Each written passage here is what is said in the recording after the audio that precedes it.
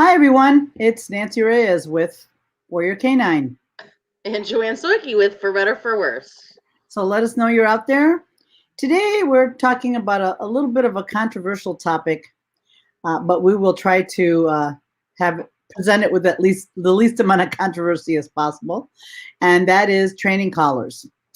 So training collars are it's a toughie. So I would welcome any comments and questions that you have. Hello, hi everybody. Melanie, hi Kim, hi Deb. So some of the stuff you might like, some of the stuff you might not. So let's see how it goes. So training collars, there's such a various amount of training collars out there for different things, and we've seen them used very well and not so very well. So the main reason for doing this is because we prefer that you use them properly if you're going to use them at all, right? And some dogs require more stuff than others. And a lot of times the training collars become a prop for the handler, not so much the dog. So, hi everybody. Hi Judy, Barb, Connie. How are you? Hi Dee Dee. How are you? Okay. So first thing I want to kind of jump off with. A training collar is just that, a training collar. It is not meant to be used for the lifetime of the dog. They are really meant to be used temporarily until we can get the behaviors we want, reinforce the behaviors we want, and then be able to have the dog do what we ask. Mostly, we see the training collars used for walking on a leash.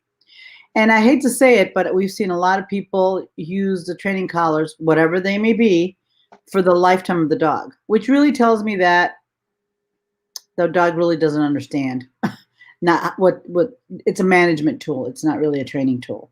And that's okay if that's what you're doing or you know that you're doing. But if your dog is 10 years old and is still on a training collar, well, he really wasn't what didn't learn how to didn't you didn't meet the objective of teaching him not to pull on a leash or whatever the goal was, right? So we're going to present it as equally as possible, and a lot of it is our opinion and what we've worked with going forward, and also with the different sports and all that. We'll talk a little bit about all of those things, but one of the things we want to just keep an open mind and ask questions, please, like what we've seen, what we've worked with. So so that's kind of how we want to kick it off. So, Joanne, do you have anything to add? No, I see that, Carol made a comment. Training colors can be controversial, which, when we suggested this topic, we absolutely knew that is very true. And I think, again, Nancy said it. This is our opinion. This is our viewpoint. And definitely we're going to try and present it in a fair way, but ask questions, guys, really. So if you disagree or you agree or whatever, throw those comments out there. Yeah. So, hi Joyce. So here's the thing. I have used pretty much every training collar, right? Past, present, dogs. So back in the day, and kind of what introduced me to the training collar was my lab mix Kaiser. It was a very large dog, 80 pounds. He came to me on a pinch collar. So I thought, okay, well, he still pulled like a freight train on a pinch collar. It didn't really affect him at all. He had didn't bother him at all, didn't do anything for him at all. And actually, he actually still pulled through. So any collar that you're using, whether it's whatever you use, if the dog is still pulling, it's not working, right? You shouldn't. The dog, a training collar that works, it should be working. Your dog should stop doing the behavior, the pulling, whatever it is, right? If it's not doing that, then it's not working properly, right? So I have used all of them, and so that's why over the years, and this is why I wanted. And Joanne is we're still in the process. We just got done with our puppies, and depending on your dog and what your problem is, you might still be using them. So anyway, hi Susan. Me, I'm still using them. Right. I don't use them as much. So I what I'm using now with my 2 young dogs is the Freedom Harness. So that doesn't mean it's my favorite, but for these dogs, that seemed to work pretty well. The one that was touch and go was my lab. She was a tough one, and it took a long time to get her not to pull. But Yeah. uh, My Vizsla also. Oh, go ahead. I'm sorry. Go yeah, ahead. and my Shepherd was a lot easier. So go on. Yeah, no, my Vizsla was on a Freedom Harness, which he still every once in a while makes a bad decision, like I want to go there, right, and he'll pull. But for the most part, hey, don't do that, and he's like, oh, sorry. Now, the Doberman, who you all guys hear me frequently talk about, he's like, no, I want to do what I want to do, and I don't care what piece of equipment you put on me, right? So I think I've had the most success with the Halti, which I never thought I would use on a Doberman. We can talk about why when we talk about them, but it's a struggle and it's real. That's right. So anyway, okay. So we'll start with the ones we're currently using. I use the Freedom Harness. And that we'll show you a short video about what it is and how it should be used. Not our video, because there's a lot of other people that do it better than us that way. And so I find it very, very helpful. With my lab was a tough sell. She was tough. And I'm going to be honest with you guys. I personally didn't care for that particular harness early on because I didn't like the multiple leash thing. I didn't like that. But now, and we'll show you a video in a second, Ronnie. But I found that it wasn't so bad. So I'm a convert. I changed my mind. So I changed my mind about it, and I really, really like it. So Joanne, you can go ahead and talk to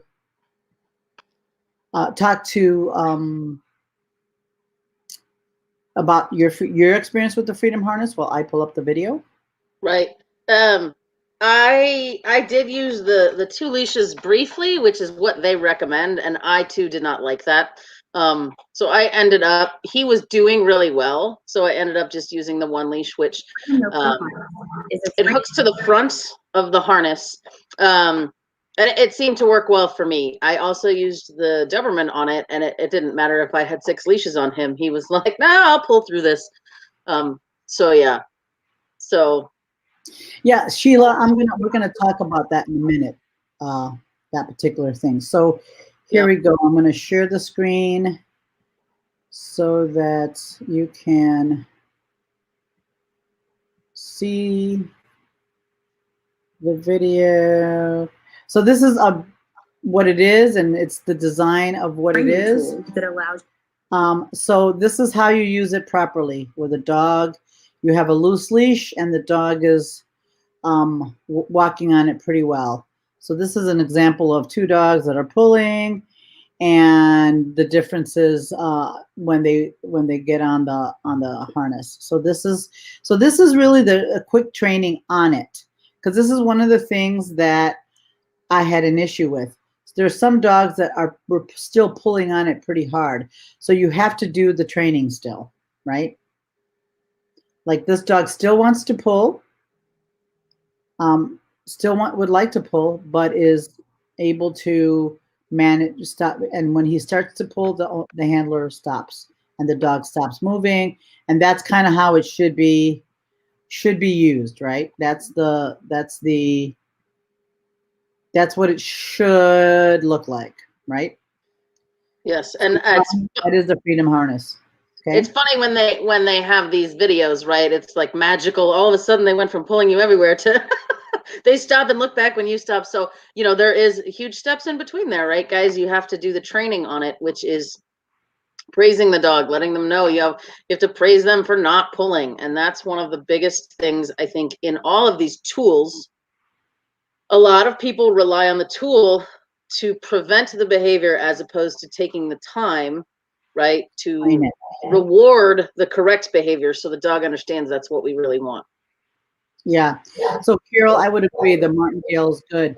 But like I said, so for example, my female shepherd, I never used any training collar whatsoever. I only used a martingale. And I'll be honest, it took, when she was young, it took us a long time to get from the car into the building because I would stop and reinforce and not let her pull me. So that was a big challenge. But when I got her, I was going to have knee surgery 6 months later. So I was very motivated to make sure that she didn't pull at that time. So, and she was born in April and my knee surgery was in December. So I had 6 months to get her to, when I got her at 8 weeks, to not pull. So she is the best. I was very motivated. I've never used anything but a martingale on that particular dog. So, and yeah, Carol, I would agree. Slipping out of the flat collar is a concern. Yep. And let me ask you your question about Chach, Nance. When she pulled, was she a really aggressive puller, or did she just like, I want to walk in front type of pulling? No, she was pretty motivated to pull. Pull, okay. Yeah, but she wasn't as not like Jive, but nobody was like her. But she did want to pull, but it took a long time. I mean, one time it took us almost 15 minutes to get in the building, and really it was only a few steps to the door, but it was tough. So, and sometimes you have to manage, and even now, those of you who are familiar with my facility, it's not that far from the parking lot to the door. And when out with my young ones, it was quite a process to get inside with them not pulling.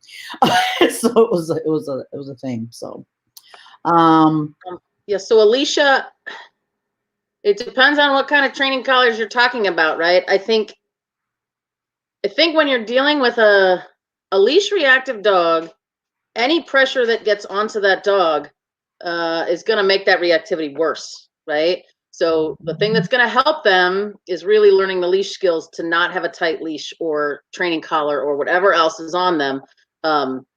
Again, I think it's the tool that you're talking about, right? So if the dog might pull out of you to go after another dog and you need help with that physically while you're training them to understand the correct behavior, that's where these training collars come into play, or training equipment. Right. So I have used the Freedom harness most recently, right? Most recently, and I'll be honest, I came close to putting a Halti on the lab because it was rough. So, but she must have saw that I was thinking about it or something, because she got better, but it took a long time. I'm not gonna. One of the things, you guys, and one of the reason people keep dogs on training collars for so long is because teaching them how to not pull on a leash is really, really tough. It's a process, and it's long. And some of the other stuff is so easy, like sit down, come. It's so easy to teach them that, but teaching them not to pull on a leash is really, really challenging. And depending on your dog and how motivated he is to pull, can be very daunting. So I get that. The balance harness, yes. Rhoda, I would agree. The balance harness is another one. Well, and we'll talk about pinch collars, Tony. So hold the bus. Ideas on walking multiple dogs. Well, Dee Dee, teaching them not to pull individually, then walking them together, and we will talk about that, because I do. When I go from my parking lot, I can walk my two shepherds together without much of a problem. But walking my two young ones together the dynamics is tough. I can do it occasionally if they've been exercised and they're a little tired, but if they're fresh, it's tough. So, and I'm older now, so I worry about falling down a lot. So yeah, it's a tough one. So because we use a harness, yeah, Ronnie, here's my take on that. I would prefer that you use a completely different harness for walking that you do for nose work. Right. Otherwise, it's very confusing for the dog.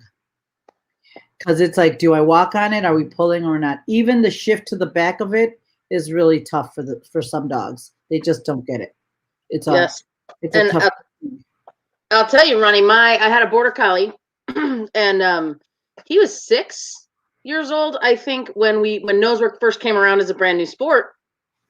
And I had worked really, really hard because he was a terrible puller too. And I had worked really hard on don't pull on the leash. And if he put the slightest pressure on there, he would stop and he'd look at me. And he was just such a good dog that way once he learned what I wanted. And so in nose work, right, you kind of try and put a little pressure on him, and he didn't like it. He really was like, no, we don't pull on the collar. So I transitioned him to a harness and taught him it was okay to pull. It was okay to do all these things when this piece of equipment is on you, because we're playing a different sport. This one's all about you. Right. So here's the balance harness that Rhoda was talking about. I have found that it's pretty similar to the other one, and it works. If one will work, the other will work. So this is the balance harness she was talking about. It doesn't have that pulling. The big difference with this is it doesn't have the Freedom harness tightens in the back when the dog pulls around the ribs, and this one does not. So and there's a little bit more, and both of them are okay. They give a fair amount of freedom of movement with it. Like here, this one gives a little more because it's pretty, there's nothing across the bone, but you can do it on the front there, and then on the back side where it doesn't have that tightening thing. The problem with that is dogs that do tracking, connecting them to the back is a tough gig, but otherwise it works very similar. The difference is it doesn't squeeze the backside here when you put it on. So that's the big difference with that. And I've seen people use this collar very, very, very, very successfully as well. So, yeah. And so I will tell you, you have to find one that works for you, right? Yeah, I will tell you, I use the Freedom harness more like the balance harness, right? I did not like the tightening on the back either, so I stopped clipping it to that. Right. Especially when you have a young dog. Yep. Right. Part. Okay. So we're gonna talk about the pinch collars. So here's the thing. I'll be honest, I'm not a huge fan of it. Like I said, I think here's my feeling on it. Okay. So I think the Gentle Leader or the Halti gives you better results instead of the pinch collar, and it causes less issue with the dog. However, most people that use it need something right away. So like, for example, I've had a 80-pound, 90-pound handler with a 120-pound dog. Well, doing the training on the Freedom on the Halti is tough. There's not a lot of time, and of course the concern is for the safety of the individual, especially some of us that are older and get really young, huge dogs. So that would be the only exception to it. Like I said, personally, I don't like to use them and I don't care for them. However, we also don't turn people away at our facility and say, oh, I like a pinch collar. What we do is try to show them a different way, or a way that might be more helpful for the dog. One of the big problems with the head halter is it takes a lot of time for the dog to get used to it, which is why people don't use it more regularly, I would say, right? Well, but on that topic though, right? It should take some time for your dog to get used to a pinch collar as well, if that would be your choice to use, but no one does that, right? You buy them and you slap it on the dog and you're like, oh, wow, look, that works really well. So, that's not fair to the dog. Right. Until it doesn't. because eventually the dogs get used to it, especially like labs and all that. I can't tell you how many labs I've seen just going to town, pulling like crazy on a pinch and on everything else for that matter. So we did find a little video. Again, we're not pro or con. It's just if you're gonna use it properly, right? That's all we ask. And give the dog an opportunity to do the right thing. And so we're going to show you a quick, there's a lot of people out there doing it really wrong.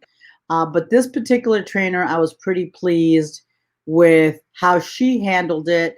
Again, not my favorite. And you could tell she uses a knee collar. Or maybe that's her mic. I think that might be her mic, I hope.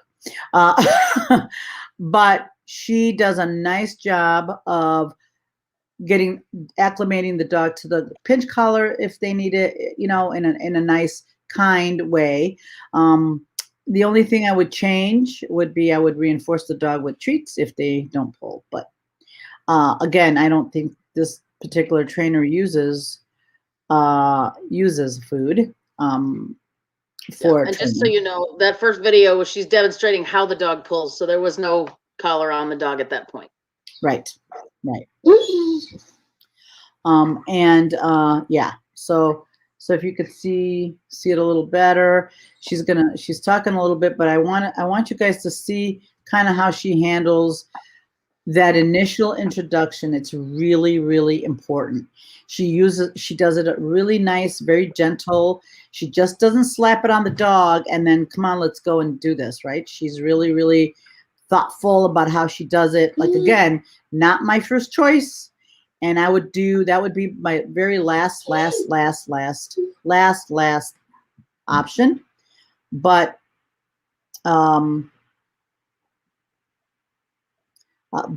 you know, if you must, then just please think about doing it in a better way for the dog so they get used to it. Because I think you get better results with the Alti and a head collar. But, you know, every dog is different, and sometimes that works just along. Well, and that's the thing, Alicia. It takes time to work on some dogs are really, really, really, really don't like the head halter. So that's what I mean. It's not a one size fits all, but the younger you put a pinch collar on a dog, the less effective it's going to be when it gets older. So you see, she's introducing the dog, and she's not really pulling hard. She's just giving him a little, just slight tension for him to come. So this is where it would be a good opportunity in this particular video that the dog's a little stressed, as you can already tell, where you would reinforce them for not pulling, right? So she does she introduces it pretty gently, nothing really hard, and just gets them to come back with her. So again, not my favorite piece of equipment, but if you're gonna use it, let's use it really kind and really nicely with the dogs, right? Because people just put them on and then just crank them and correct them instead of giving them that opportunity to get used to wearing it and having it on and all that stuff. And even that, this dog's, I don't know if it's hot where she is, but the dog looks like he's pretty a little bit stressed there. So. Yep. And Morgan, yeah. So that's sort of, what we were talking about in the beginning was, you're not going to turn someone away who has a pinch. You still want to get them in and give them appropriate training. And it sounds like too, your person might not be there if they didn't have a pinch collar on. So yeah, you're definitely doing the right thing, working on getting them off of it. So. Yep. Because that's what I mean. It's like, we're not going to judge it, and we're not going to, it's like, but the head halty, again, some dogs are really, really not, they really don't enjoy the head halty, and no matter how much you train it, it's still not going to be okay. So then you got to do what you have to do to train the dog not to pull. However, again, like I said, the training collars aren't meant to be on the dog for the life of the dog. They are meant to be so you can train them. They're training collars. What do you want them to do? Not pull. But if you have to have a piece of equipment on the dog their whole life, that means they're not really trained. And again, again, if you are okay with having that animal wear that collar forever, but just know that your dog isn't trained, right? It's not trained. You're just managing it, which again, not going to judge it either. It's like, as long as you know that you're managing it. So for example, it's no different than my little dog that likes to jump up. I pick her up. That's not training. I'm managing it. I'm not training her, right? So I know that. I know that she's not trained not to jump up. I'm just managing that situation, and that's okay. But for me, it's very important my dogs don't pull. Pulling creates a lot of stress and arousal. It increases arousal, and it also it makes the dogs very conspicuous to other dogs. So if you have a lab or a dog, or I use lab, coming in, just the dogs are going to notice, and it's going to cause a lot of tension in a group setting, or when they walk into the room, and it makes your dogs just more noticeable. So walking in calm and relaxed on a leash is really, really important. So for me, it's important because I have an intact male, and I don't want anybody to notice him because he's big enough as it is. Yeah, and Bonnie, your comment, we did actually cover the head collars already, but she did say she has a reactive GSD. So I just wanted to mention again, I personally believe if you have a reactive dog, a pinch collar might make you feel safer, but it's, to me, again, my opinion, it's probably the worst collar for a reactive dog because it gives the most impact when a dog does pull. Right. So then there's two different types of head halters, right? One is a gentle leader, and one is the Halti. And again, it's a different preferences, right?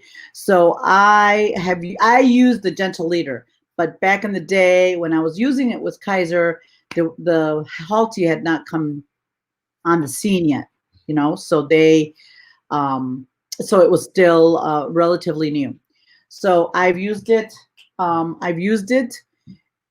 With great success. It took me about 6 months to get Kaiser off the gentle leader because he was an incredibly aggressive puller, like really bad, and he was a very large dog. Come here. And I chose the Halti, and one of the reasons why was because the gentle leader has the clip that you kind of pinch off, and so none of it moves, right? So it's just kind of secured down onto the dog, where the head Halti actually has a little give to it, right? So to me, as the dog starts to pull, he immediately starts to feel the change in pressure, and it gives just him a little more information. Hey, don't do that, right? Or it gives it's a little less cranky on the neck as well. And owning a Doberman, I really did not want to go to anything head related because Dobermans classically can have cervical issues, and so I still worry about it. But I really have to make sure that dog cannot bolt out and snap, because that could be a debilitating injury just having that head halter on. Right. So we're going to show a short demo. These guys like to talk a lot, so I'm going to skip through some of it, but they do a nice job of talking about it. And if you want to listen to the whole video, it's pretty good. I think I liked it a lot. So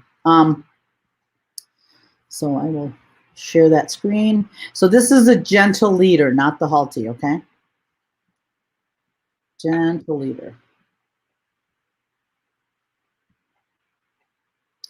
So this is a gentle leader. He kind of goes over it. One of the things that when I used it, it was fine, and it doesn't tighten up on the mouth. It just goes over, and you can adjust it, and it doesn't.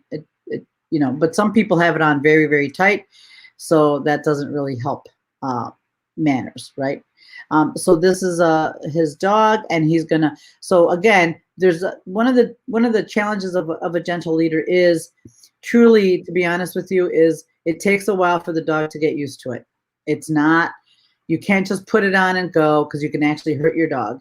And you cannot be pulling on it because it's really, really dangerous for the dog, like Joanne said, with dogs with cervical issues and whatever. So you have to be very careful and take your time. So I'm going to be honest, it took Kaiser about 2 weeks to get used to the collar, to the head halter. He didn't love it. I had to feed him in it once I secured it, and now they come with clips. These are older head halters, but it really it was a process to get him to be comfortable and happy with it on. So you see how he's fitting it really properly without slipping off and all that, which is really important. And then you got to make it fun for the dog and make it so that he's comfortable wearing it. And there's tons of videos out there showing that, and that allow the dog to be very, very successful wearing it and with comfort and all that. So it's one of those things that it's going to take time, but at the end of the day, it really works really well. Granted, you don't see that many huge dogs like that pull, or it's a deerhound, right? Yeah, they don't really pull much, but you never know. So anyway, like I said, it works really, really well, and it takes its time to get the dog comfortable with it and make sure it's reinforced really properly, and it really keeps them from pulling. And if you have like I have 2 Shepherds, the pinch collar can, and I've seen, make the dog a little more reactive depending on the dog. Not all Shepherds, but some dogs. But you see how important it is. You can do a loose leash, you reinforce for staying with you while wearing it, because you don't want to put it on and have the dog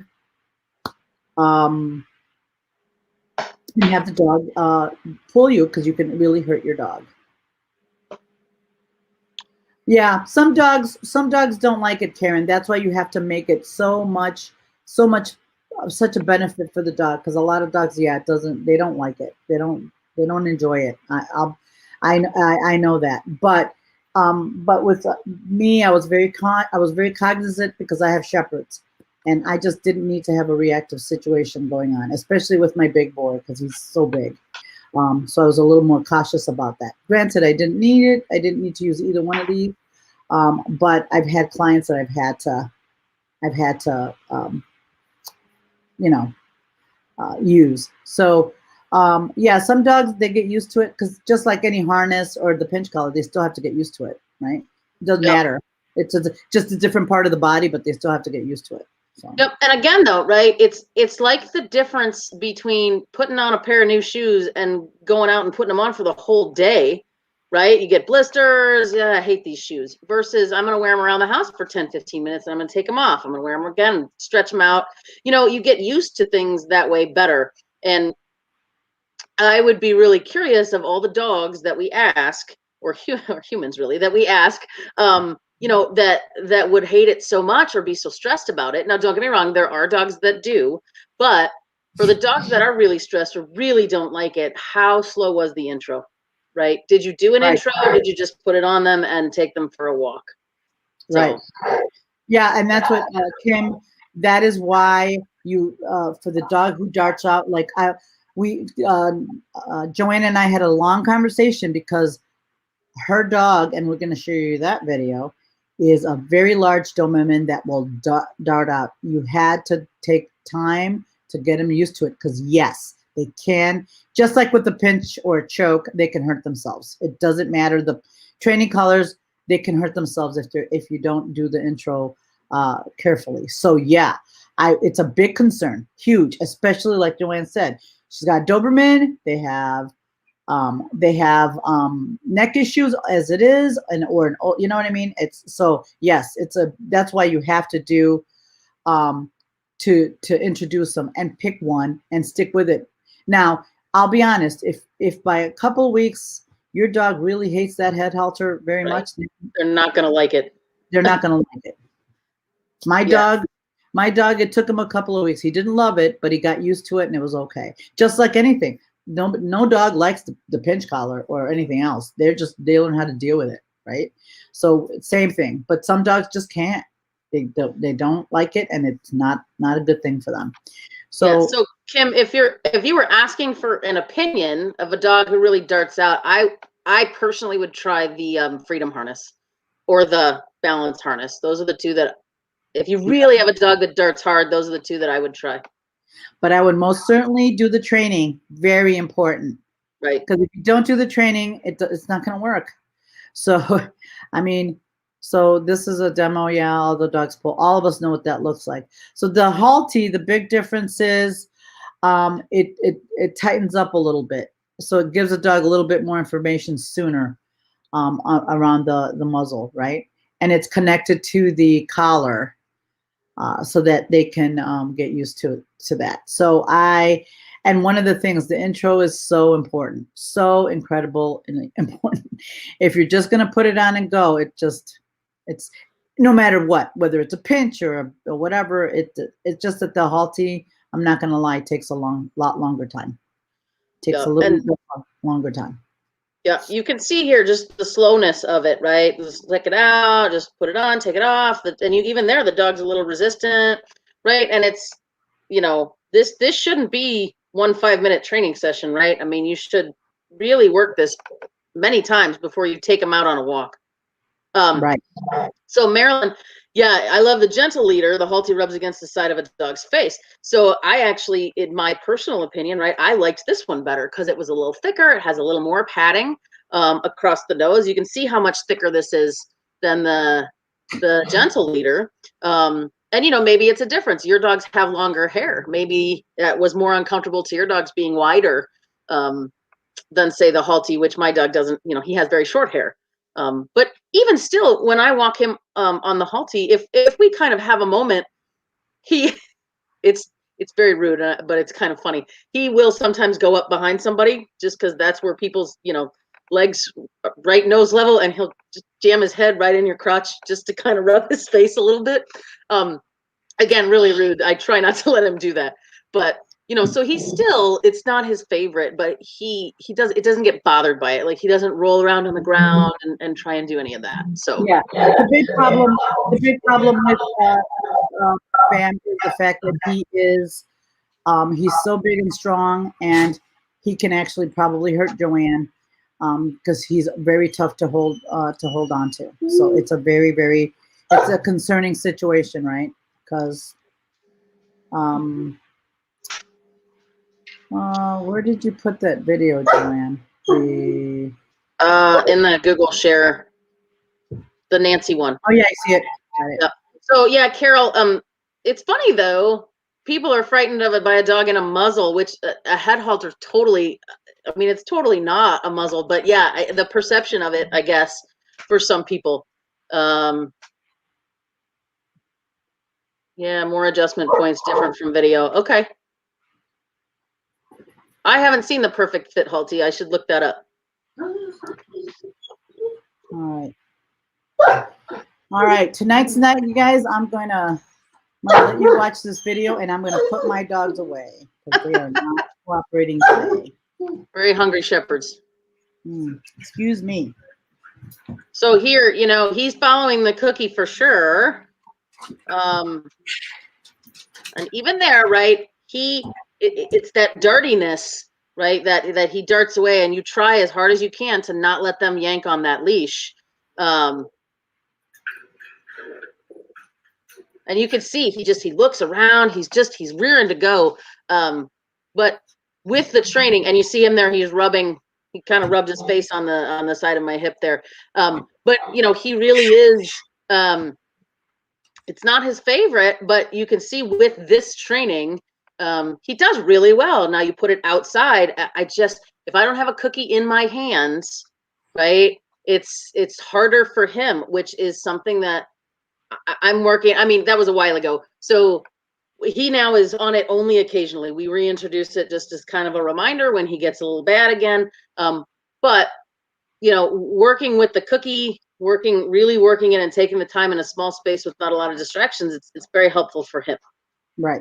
So if I had to choose between, if my dog can get used to a Halti versus a pinch collar, I would always defer to the Halti. And again, it would only be for a a certain amount of time. If you have a dog that's 4 or 5 or 6 or 7 or 10 years old that is still on a training collar, he's not trained. Right. He's just not trained, right? And again, it's okay, but you have to just know that. Just be aware that that's it. He's not trained to not to pull. If you have a dog that's pretty old, I think past 3 or 4 years old, and that's still on a training collar, then he's not trained not to pull, which is again fine if that's what you want or that's what your goal is, right?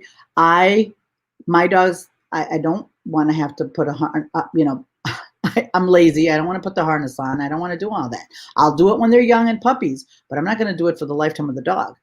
So both my young dogs are going to be 4 this year, and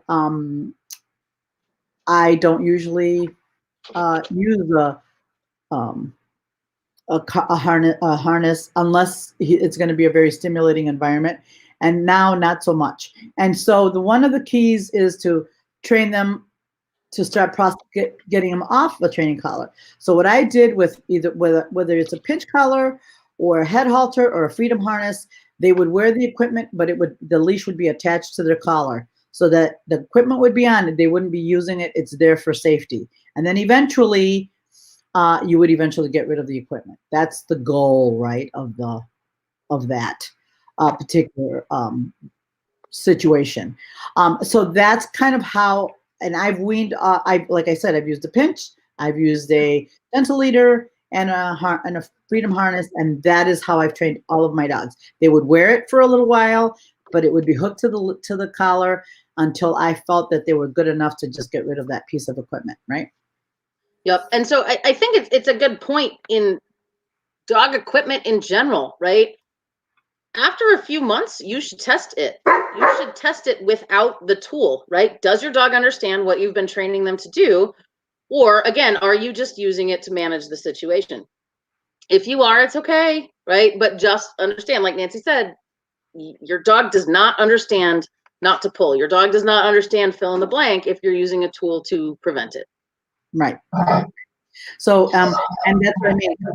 Because I've also used a pinch collar successfully on one of my dogs before all this other stuff came along, and the same thing. She would wear the pinch until and then I would, once she learned not to pull, I would put her on the collar. Then eventually I got rid of the pinch collar because she didn't need it. Stop. Quiet.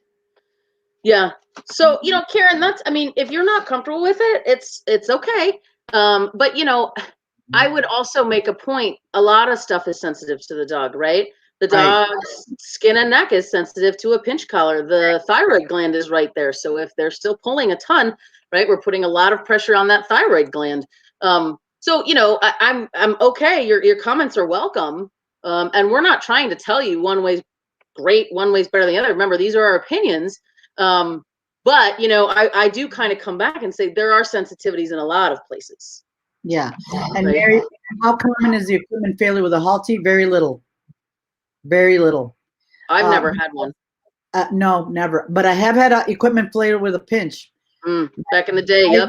Kaiser pulled so hard that pinch collar fell to pieces. I'm like, luckily he had a good recall because he was halfway down the street when that happened. Because when I got him, he had been on a pinch collar from a young age. And Tony, goes back to that.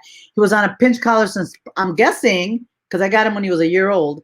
So I'm guessing it was on a pinch collar when he was a young puppy. So by the time I got him, that pinch collar didn't mean a thing. And so he pulled really, really, really hard. So it didn't matter. And that's why he pulled so hard, he destroyed it. I have not had equipment failure with the gentle leader or any of the other ones. I have seen, however, if the harnesses are not fitted properly, a dog slip right out of that. So yeah, I've seen the equipment failure on some of those, but mostly the Halti is hard unless it completely falls apart. Would be the only. And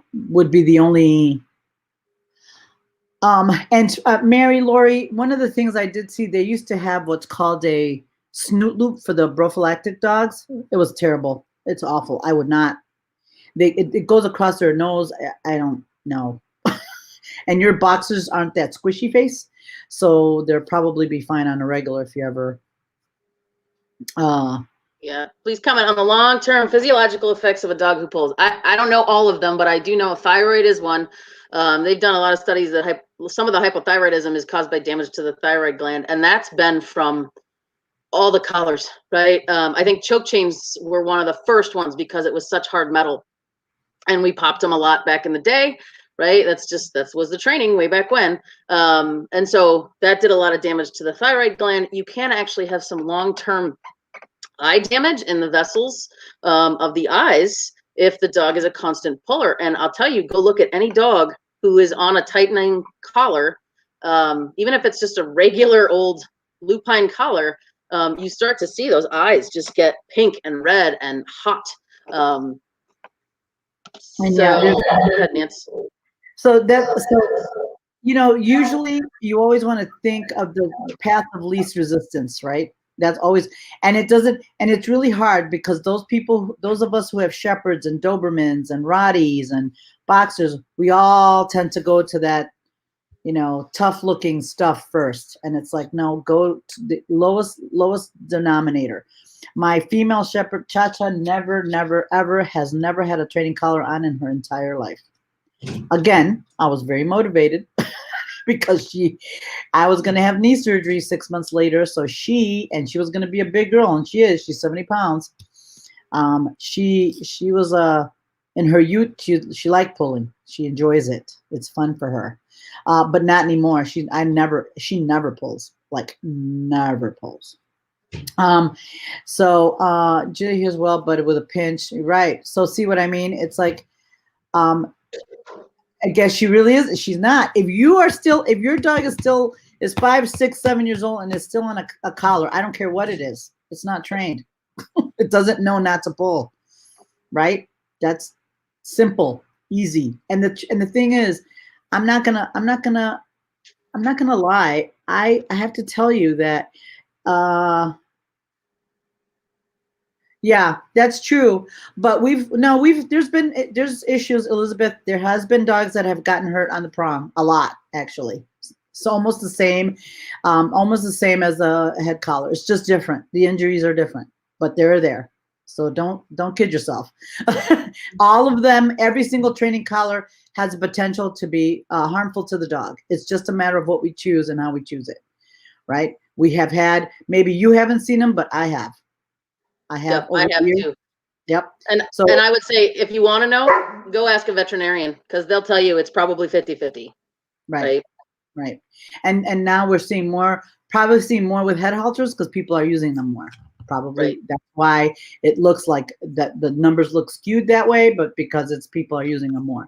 But trust me when I tell you, we've had people come in, and we, over the years, and there's been and the bottom line is, because they're not training their dogs, they're putting the pieces of the equipment, whatever it is, and they're allowing the dog to pull. They're not training it. They expect the piece of equipment to do the training for them. And there's no such thing. No matter what, there's no, you have to do the work to train them, right? And like I said, I have a Shepherd that's never had a training collar. I had one that's been on the Freedom harness and has been fine. My Lab actually was the toughest, I gotta say. Yep. And Elizabeth, I'll tell you, my Doberman absolutely would probably have a lifetime injury, a cervical injury from that Halti if I had not introduced it properly and really taken my time with it. I guarantee you, because of how hard he pulls and how much he darts around. Yeah.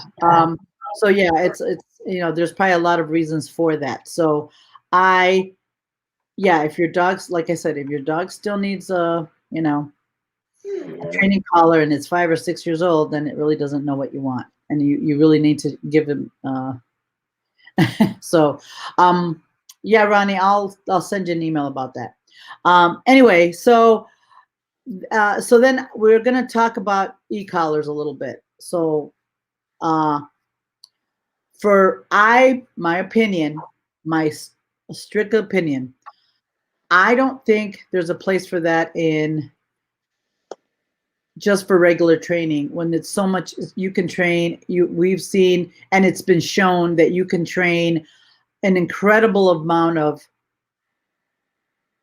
skill and to just high levels using positive reinforcement that I just don't understand it for regular. However, for life and death situations, like for example, snake, if you live in a place where there's a lot of snakes, I would highly agree that you have to make that getting near a snake a negative thing, right? So so there's a place for them. It's just not for regular training for pet dogs, because the truth is, you can do everything you need to do with, I hate to say a cookie because it's not all about cookies, right? And you can be very abusive with cookies as well. I have seen it. So I've seen a positive reinforcement trainers like, here, take the cookie, and the dog's like, really, I don't want it, and they just stress the dog out by forcing them to. So I've seen all of it. So it's a good, a bad, and all. But you can teach everything your dog not to pull, to come, to sit, without using force at all. I've done it for quite a few dogs and for many of our clients. So it's not like it can't be done. So. Yeah, as far as the electronic collars too, not to get too deep into it, but military and police dogs use them too, right? Which sometimes we don't like, but at the same time, right, that is a life and death situation. If that dog makes a mistake, somebody can die. So, and usually when those dogs come back for fixing, right? Fixing training, which is, I think, more so in these days when they will use an e-collar. Some of them don't actually use them very much when they're bringing up dogs anymore. So the world has changed a lot. But if they come back to fix a problem, usually they need those dogs back out on the street in a week. And so that's where sometimes those things get introduced. But again, your dog makes a mistake, somebody's dead. Right. And the other thing too, I have also seen the other side of that. I've seen people who send their dogs away to boot camps, which obviously are shot collar trainers. And I've had one dog that unfortunately had to recommend euthanasia because it was so damaged from the use of the shot collar that it was a danger to his family and to everybody else around him. So, and that happens. Sometimes you can't get them back. So you do your best. So, yeah, Karen, I would agree. Every tool is the thing is, we try to encourage people to use the path of least resistance, to use the easiest tools before they go to the hard stuff, right? I guess like let's do a beer before you hit the rum, or something like that. So it'd be because yeah, for certain people, we've had clients that we did recommend. Morgan, no, he was not a danger before. He was not. It was and if you're a dog trainer, this is what happened. They came in, the puppy, they wanted the puppy to be trained faster, and using cookies wasn't what they wanted to do. And so they sent him away, and then they brought him back for us to fix it. And unfortunately, then he was irreparable at that point. And he was a young Doberman. He was 2. So it was very, very sad. But he was a pretty nice dog before he went to them. So yeah, no, it wasn't. Yeah, some dogs are already a danger. So yes, I got that. I got that. So yeah, Karen, usually we try to get people to take the path of least resistance, but it's hard because with regular pet people, they just use it as they just want that to be trained, because it takes a long time.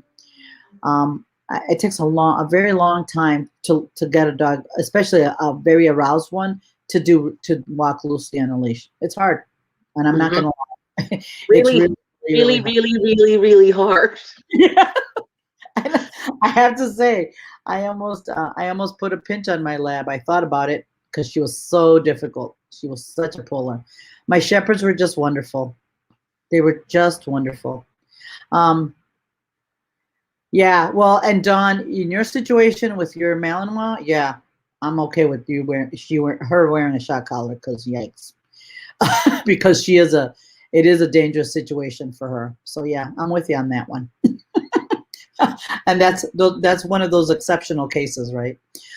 So yeah. So let me ask, did Dawn sort of go up the gamut and realize that like No, this. her dog, her Malinois, not her Dobe. Her Dobe is a mushy boy. He's a kiss. He's a love machine. Her girl though is like no joke. So yes, Okay. Okay. no joke. She ain't messing around. Her boy though is a goofy little squishy boy, big boy like yours. All right. Yeah, Allison. Some dogs are really tough about pulling. I have to tell you, I was like, Allison has Dobermans, by the way. I just want you to know that. I, yeah, but no, it's like I have two shepherds, and the one that gave me the most trouble was my lab. She was ridiculous. It was just Yep. just horrible, just horrible. Yeah, So I mean, Allison, you're right. My guy, he will be 3 this month. 3 years old, and it's not like I haven't been working on it. I will tell you, I haven't done that every day. I go out and I do this and I do that, right? So it's more like every time I walk into the building, we work on it. But I haven't gone out in the street and spent 20 minutes a day on it. I need to. I know that. Finding the time is what's hard. And he is getting better, so he's moving in the right direction. But man, that dog, he is the worst puller I've ever had in any of the dogs I've ever owned. So yeah, it's frustrating, right? But we're getting there. yeah. So the last thing we wanted to kind of talk to you about was muzzle training. Uh, was muzzle training. Yeah, Karen, I know. That's why we really try to give people that, having some control over their dogs. But Karen, those are the same people who don't train them. They just put the stuff on and go, right? So muzzle. One of the things I do agree, or that I think all dogs should be able to do is wear a muzzle. Whether your dog's reactive or whatever, it doesn't matter. I think it's an incredibly important tool and very much overlooked. Just because your dog is muzzle trained doesn't mean he needs it. All my dogs are. The one that wasn't been muzzle trained is Cha-Cha, but my young ones. Martingales, yes, no, Martin. We didn't talk about those yet, but I want to talk about muzzle training a little bit. I think it's a skill that all your dogs need to learn. And Joanne and I today in our travels, and I'm very familiar with this trainer. I really admire her. She's really good. I really enjoy her, and her training methodologies is really good. This is Kiko Pup. She has a lot of stuff on YouTube and a channel that's fantastic. And she does a really nice job of teaching muzzle training. So if you want to watch that video, I would highly recommend it. She does a really, really nice job of getting the dog to wear it calmly. I cannot tell you how important it is to teach your dogs how to wear a muzzle comfortably. Whoops, where'd you go? To wear your dog to get your dog to wear a muzzle comfortably. It's really, really important. Her methodology is really, really good, and because you never know. Yeah, Kiko Cup is really, really, really calm. We'll always appreciate a dog who comes muzzled. Yeah, it's something that is, especially if they're in pain or whatever. Even the nicest dog might lash out. So we're really big on teaching them how to wear a muzzle, how to be comfortable with a muzzle, and again, especially if you have a dog that might have dog-to-dog issues, this is super important. And I can't tell you how we've had quite a few clients of mine that are having dog-to-dog issues, and this is what we do. First thing is teach them how to wear a muzzle. And then once they learn how to wear a muzzle, then we can work on the other dog stuff. So, and it works really, really well. And eventually you don't need to wear it for, it's as you need it, right? As you need the muzzle. So this is one of the things she does that's really good is teaches the dog to be calm wearing a muzzle. So it's really, I think it's really important that, and your dog doesn't have to be aggressive. It just has to learn how to wear a muzzle. Yep. And remember, the dog doesn't understand anything about it unless you create it, right? So if the only time you put that on is when the dog has to go to the vet, we're already creating kind of a negative association with that. It can be a trick, just like anything else. There's a super cute video. I know Nancy doesn't have it, but there's a super cute video. It's a Doberman trainer. And the very start of the video is he's holding it and he says muzzle, and the dog's like, boom, and he shoves his head right into the muzzle. It's a trick. right? Just a game. So just because muzzles have such a negative stigma around them to the general public, it doesn't have to, right? Right. And you know, you treat it like a game to the dog. They never wear it outside of the house, and only good things and cookies come with it on. It's just a game to them. Right. And yet, Dawn, it is important that, and I encourage people, and one of the things we are going to change in our puppy classes is to start acclimating puppies to a muzzle so that they learn how to use it. And yeah, because you never know if there's an accident or something happens with your dogs. It's really, yeah, right. From keeping from licking it. There's a lot of other things that you can do with it. So I'm really big on, I know, Patty, just little Daisy's a princess. What are you talking about? She doesn't need it. Wink, wink. So, Elizabeth was asking about martingales. That is my go-to. That's what I usually my dogs wear 99% of the time. Of course, you have to be careful with that because when they're in a crate, or they're unsupervised, where they can get caught on something when they're young puppies, I don't usually let them wear them. You know, I don't leave it on, but that's what I use to, that's my go-to is a martingale collar. And it's an all fabric one. It's not a, yes, like that, all fabric martingale collar.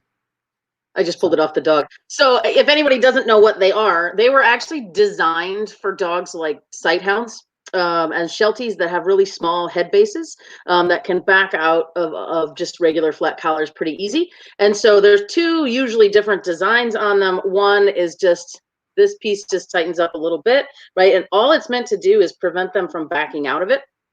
The other kind that they have is just where the clip would be, I'm trying to show you right in the middle here, and this would be secured. So when it pulls up this way, it sort of ends up just tightening a different way, but the concept's the same. It tightens just a little bit, so the dog can't back out of the collar.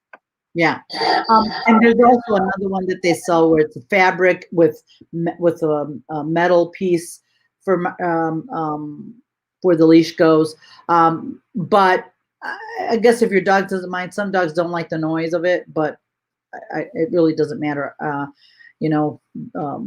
I have the all cloth one, but it doesn't matter as long as it's a martingale.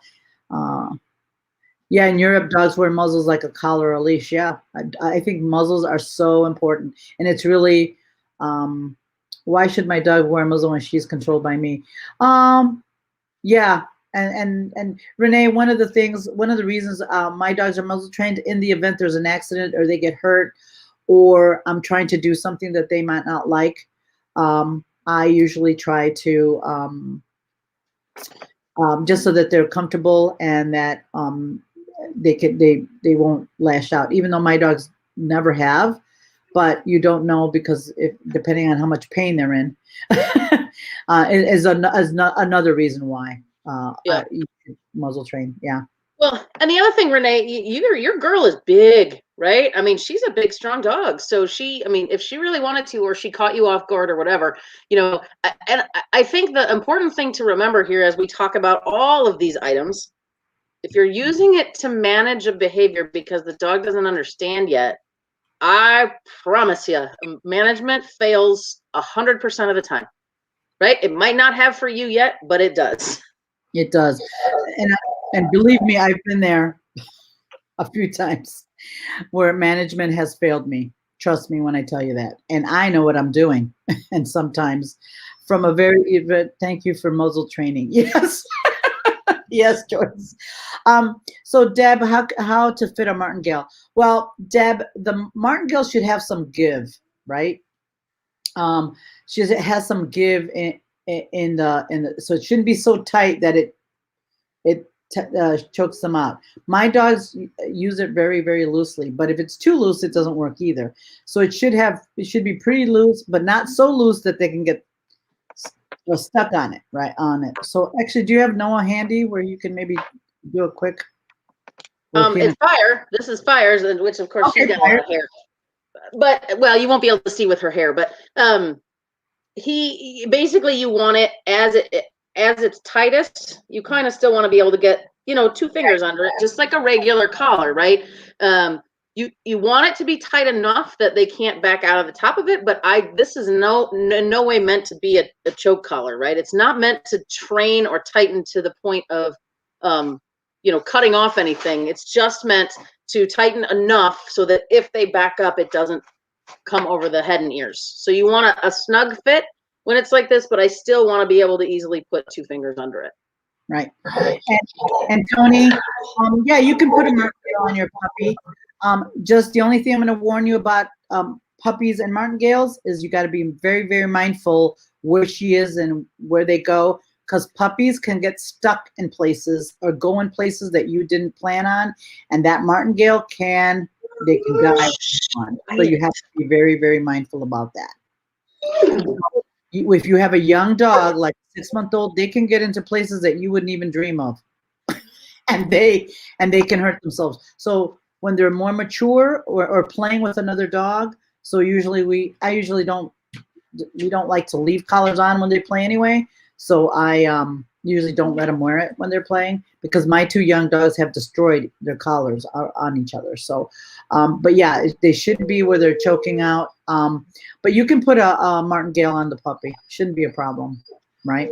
Shouldn't be a problem. Just keep an eye on her. Don't leave her unsupervised with the martingale on, because they can puppies get in places that would make your head spin. You're just like, how did you get in there? Anyway, so sure, Morgan, go ahead and share that if you want to in the comments. That'd be nice to have she's got an infographic on how to fit a martingale. So yep, perfect. So you guys, one of the things I wanted, we're not pro or against anything, because like I said, we've as trainers, we've prescribed harnesses, pinch collars, but it's per dog and per the situation. And usually we try to take the road of less resistance. That's kind of how we look at it. Yes, because you're going to use treats to keep her at your heel position. Yes. Yes, she's got a Doberman, Dawn. She's like, yes, he's like Dozer. Oh my God, ridiculous.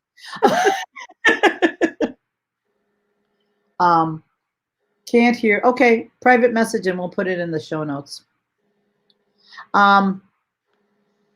Since we're talking about equipment by extension, can you pros and cons Flexi? Oh, Flexis are wonderful if you're traveling and you're trying to get your dog to pee or poop at the hotel. It's a lovely stationary extra space. As far as walking on them, though, it's not something I recommend. If you want a really hilarious talk about them, his name is Drew Lynch, and he's a comedian. And he has a really great about 4-minute bit on the joys of flexi leashes. Yeah, because our favorite combo is pinch collars and a flexi. Yeah, we love that when we get that coming through the door. So fun. But I do own them. I think they're wonderful for pottying at a hotel or when you're traveling, right? And when you can be by yourself and give your dog some room. I like them. But just for that. Yep. And Mary, you said, do you object carrying mace to protect the muzzle dog? Damn straight. I would not object to that at all. Damn, I would have something to protect my dog for sure. And absolutely. I would highly, if your dog has to be muzzled for whatever reason you feel to protect him against the other dogs, absolutely. I would definitely have mace or pepper spray or something to protect your dog. Absolutely, for sure. Yeah, and you know what, Mary? The other thing that we didn't mention though, when it comes to muzzles, I think the lady in the video, there's 2 separate. Well, there's more than 2, but in general, of design, there's 2 different kinds of muzzles. One is called a basket muzzle, which is what you saw the lady in the video have, which they come in metal, they come in silicone. I have some really generic silicone ones I bought off of Amazon for like $14. I like those. Those are the ones that allow them to pant and open their mouth, and you can feed treats through them. The other muzzles that are available is they go around the whole muzzle, so usually only the front piece of their mouth is sticking out. I think they have a harder time panting eating cookies using that, right? Those should only be worn for 20 minutes at a time. Otherwise, your dog can really be distressed. So the basket muzzle is the only, that's what they use at the vets just for a short time. Yeah, well, it's not good, Barb. It's just when you want them to go potty. If you, I don't use the Flexi at all for anything. I had one dog, my lab before this one, he would not potty when it was that close to me. He had to go further out. So I put the Flexi on him. He'd go out, poop, and come back. None of my dogs need that now. So no, I never use it now. Because the Flexi also remains very tight and they pull. They pull like crazy. So it's like, yeah, I'm not a fan of those. So anyway, so you guys, we're not pro. Some muzzles are bite proof. Yeah, I know. And those, yeah, absolutely. So you guys, one of the things I wanted you to take away, there's not good or bad. There's a place. Just be thoughtful about why you're using a training collar and what your goals are, just like with any training, so that you're making the right choice for the dog and you're using the least amount of force as possible, because you might not need it depending on your dog. Like I didn't need to increase Chacha's training or whatever, or collars or whatever. She did fine with what I was doing. And if you feel you need to go on, you do that, but start with the lower level and go on up, just like with any training, right? Use pepper gel or foam instead of spray. Dr. Legitis, use pepper gel or foam instead of spray. Acts like silly string and expands on contact, not as affected by wind, so it won't blow back at you. I go, oh, that's good I didn't know tip. that was a thing. Yeah, I know, right? Right. That's why I love these Facebook Lives. We can learn new things too. That's right. Yeah, I didn't know it come in gel. How about that? Yeah. All right, you all. That's kind of what we wanted the takeaway to be. Just use some common sense, just like with any kind of training. Again, no good or bad, but just try to go, start low and go on up. That would probably be our advice. And then make sure that whoever you go to for training, wherever you go, that they give you a good reason why your dog needs to be put on a certain collar or a certain thing, right? Like I said, pulling and teaching them not to pull is it's hard. It's real. I'm not even gonna lie. It's so hard, but you can get it done. It can happen. It's just gonna take time. All right. Thank you all. Have a good night. Everybody. Stay safe and see you next time. Right. Bye, everybody. Bye.